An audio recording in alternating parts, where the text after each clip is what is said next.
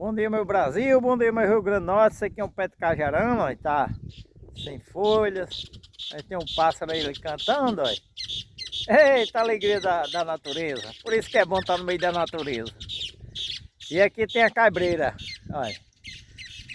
A caibreira, para os mais velhos, quando ela flora, que segura, se segurar a carga, nós vamos ter um bom inverno. Então, mais na frente eu venho aqui saber como é que vai estar a carga dele, saber se a gente vai ter um bom inverno. Hoje são dia 13 de outubro de 2025. Sítio Morrinho, município de São José de Seridó, Rio Grande do Norte.